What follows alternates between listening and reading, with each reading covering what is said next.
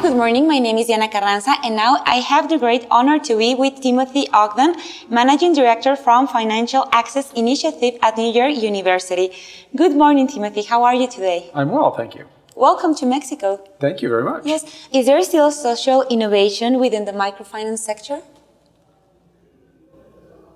Some. Not as much as there should be. And this is a real tension within the sector because the idea of microfinance originally was to provide high quality financial services at affordable rates to poor households. But innovation costs money. And so for any particular institution to be able to engage in innovation, they have to generate enough of a surplus to be able to fund it. Yes. So they have to make a decision. Where is that funding going to come from? Are they going to raise rates on their existing customers in order to fund innovation for future customers? Or are they going to go look for subsidy after they've told many investors that they don't need subsidy, that this is a commercial enterprise that can sustain itself on its own profits? And so there are trade-offs that every institution has to face about how much innovation they are willing to do, how much they are willing to charge their customers, and how are they willing to relate to investors in terms of getting the funds necessary to invest in innovation that is risky and costly. And also, do you think that technology is an innovation for microfinance sector? So technology is a factor in innovation in every sector. Yes, that's right. There's nothing particularly special about it when it comes to the microfinance sector.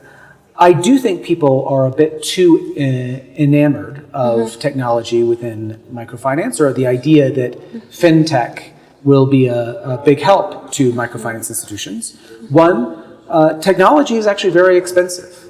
It is difficult to, it's expensive to buy, it's expensive to maintain, it's expensive to keep up with what's new, it's expensive to protect. There are all sorts of additional consumer protections and security risks that come along with investments in technology. And so it is a substantial investment for the microfinance sector that, again, is not supposed to be hugely profitable in order to fund those costs.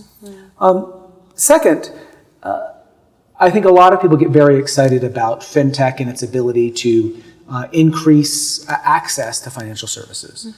But technology lowers the costs of serving customers all at the same rate. It doesn't make it cheaper to serve just poorer customers, it makes it cheaper to serve all customers. And what we know from the financial services systems around the world is that most banks prefer to serve wealthier customers because they're more profitable. So if you lower the cost of serving poor customers and wealthier customers, that doesn't change the bank's calculus. There's still more profit in serving better off, wealthier customers. And so the existence of the technology in and of itself doesn't change the attractiveness of lower income segments. And that's going to require, if it is going to make a difference, it's going to require institutions that actually care about those customers, not just expecting that technology lowers costs and so more customers will be served. What are the upcoming challenges for the microfinance sector? Certainly technology and innovation are big ones. But also, as we've seen, a lot of investors potentially become a bit more concerned about the poverty impact of microcredit in particular, that it hasn't delivered what was promised. And as with so many things in the social sectors, people change what they're interested in. And so after about 40 years of microfinance, you see a lot of investors sort of looking around for other things to invest in. Really? You also see investors saying, well, you promised me you were going to lift all of these customers out of poverty, and you haven't, so why should I continue to invest? And so you have this ongoing tension of, for microfinance to realize its potential, it needs investment. But there are questions about where that investment will come from. And I think that's the central question facing most microfinance institutions right now is, can they continue to attract capital that enables them to continue to expand and serve more customers and to innovate? Or are they going to have to do that themselves? Are they going to have to generate that surplus themselves? And then how do they manage those trade-offs between the cost to customers and their ability to fund themselves and develop? Can microfinance institutions further promote economic productivity? Absolutely. Yes.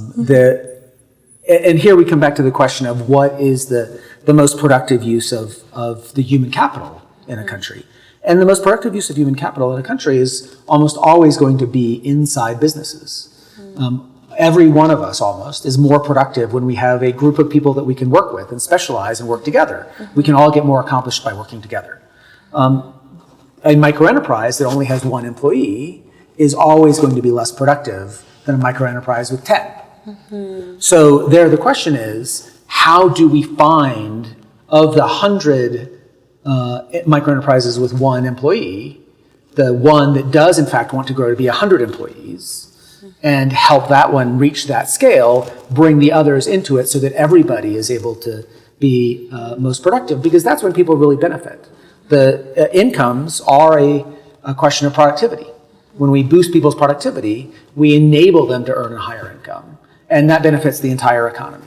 And so that is the sort of the frontier for microfinance, is not just taking the services away from those very small microenterprises, but finding the ones amongst that larger group that can grow, want to grow, getting them the resources they can grow, and making everybody more productive.